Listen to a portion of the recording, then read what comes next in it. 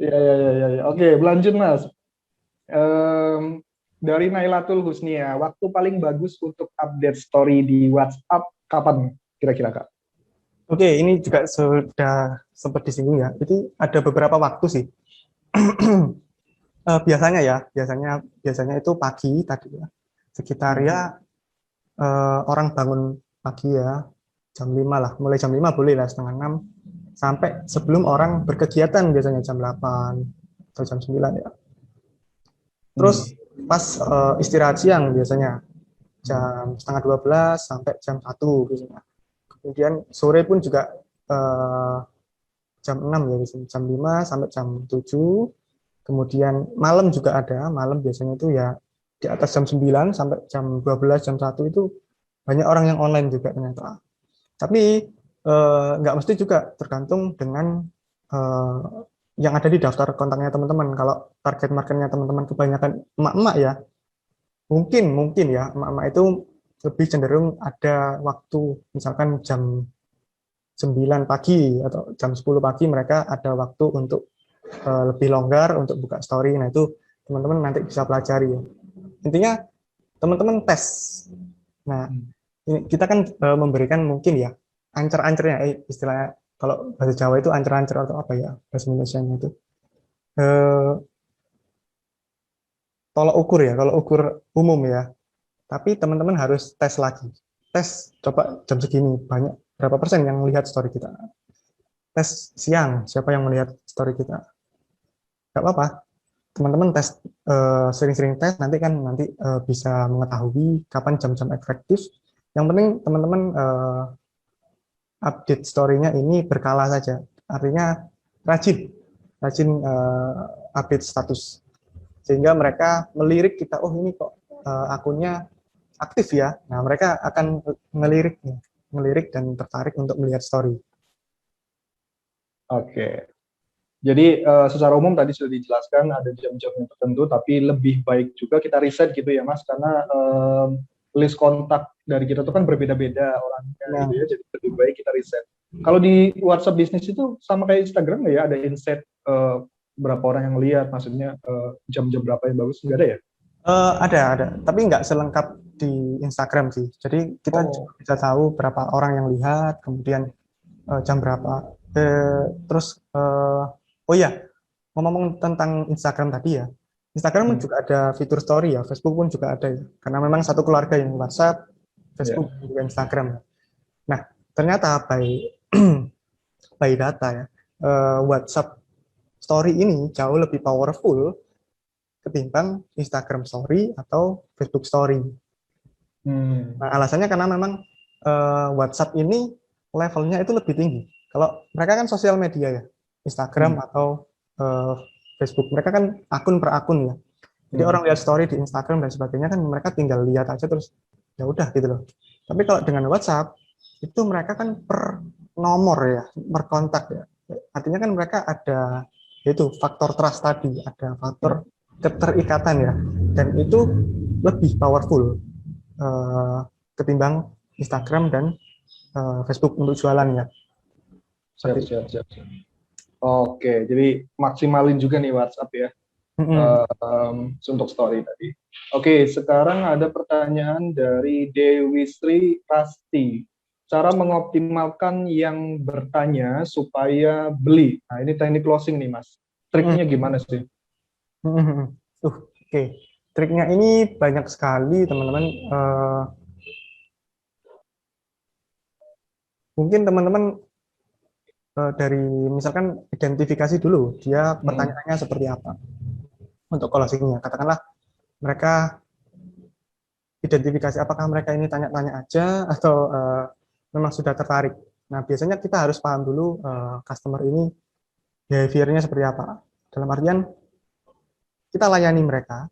Yang Hmm. pertama itu kita harus paham bahwa kita harus ramah ke semua customer. Mereka tanya apa harus kita layani. Walaupun mereka PHP lah, CLBK lah, it's okay, gak apa-apa. Kita layani mereka sebaik mungkin, profesional yang pertama ya. Kemudian berikan mereka informasi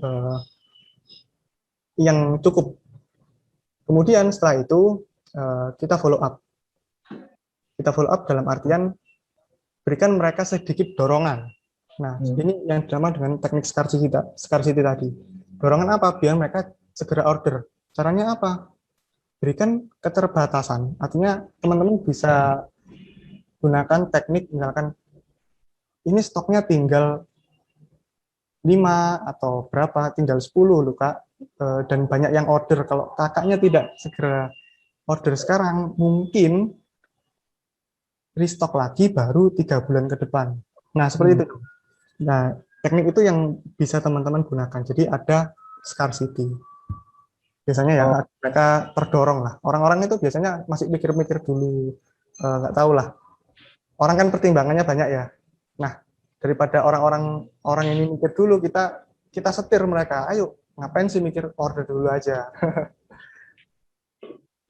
Oke, berarti kalau nggak order sekarang, nanti nggak akan dapat. Soalnya orang biasanya itu mereka takut untuk kehilangan sesuatu. Mereka takut, ya itu apa ya, psikologi orang kan, mereka takut untuk kehilangan ya.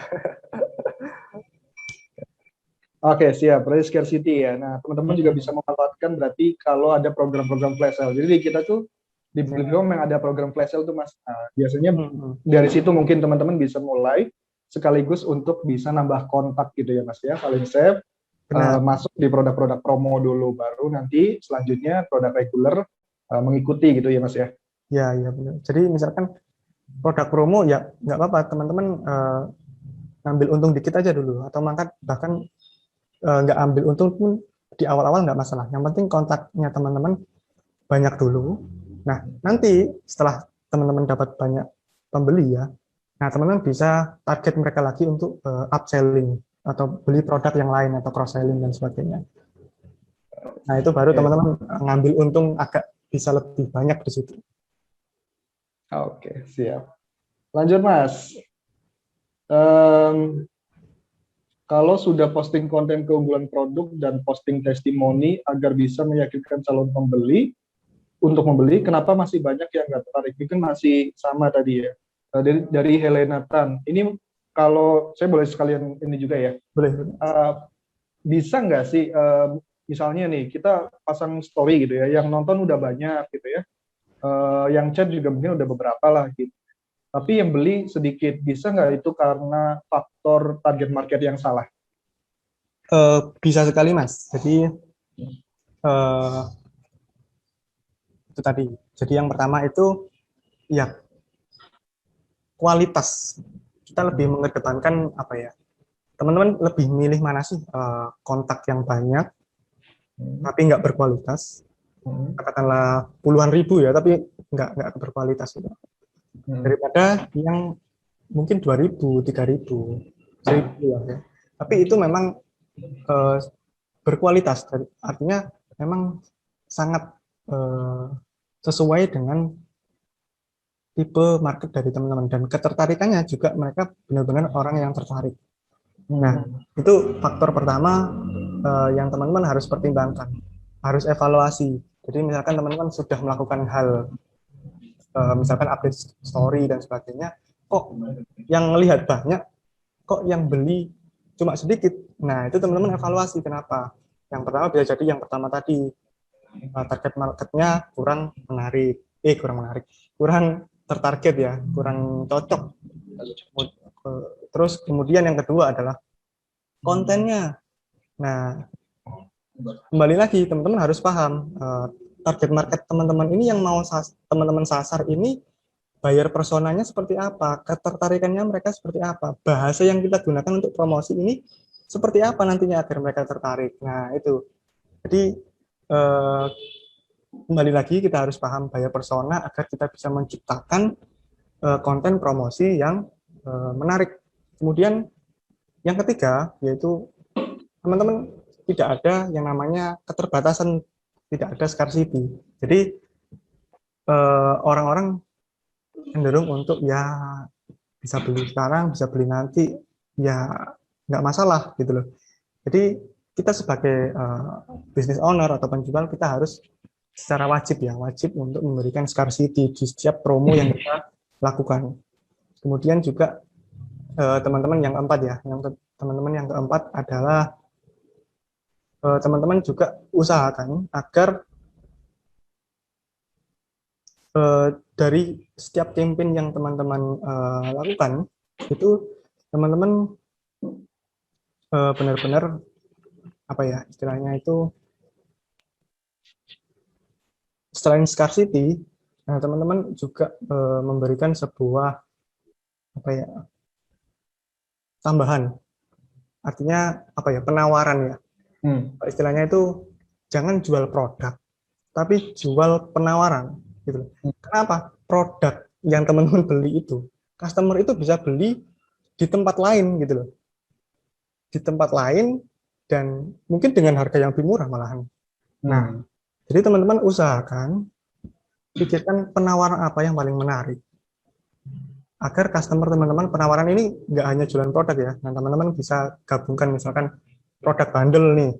Misalkan teman-teman jual produk A, B, dan C hanya dengan harga segini. Nah, terus plus ada bonus panduan secara eksklusif, e-book dan sebagainya, video tutorial dan sebagainya. Nah, itu teman-teman berikan penawaran yang sekiranya mereka itu cuma dapat di teman-teman. Nah, dia nggak akan dapat penawaran ini di orang lain gitu istilahnya.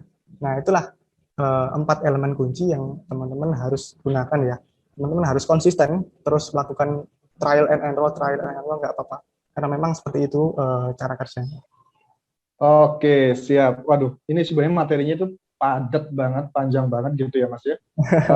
Karena kalau bicara WhatsApp ini kan bukan hanya tadi teknik-teknik yang sederhana, ada juga mungkin tools-tools juga yang perlu dipakai yang supaya membuat WhatsApp itu menjadi otomatis gitu ya. Nah, berbicara materi, nah kalau kita bahas hari ini mungkin bakal panjang banget gitu. Bisa beberapa jam ke depan gitu ya, tapi ya kita batasi sampai 1 jam. Nah,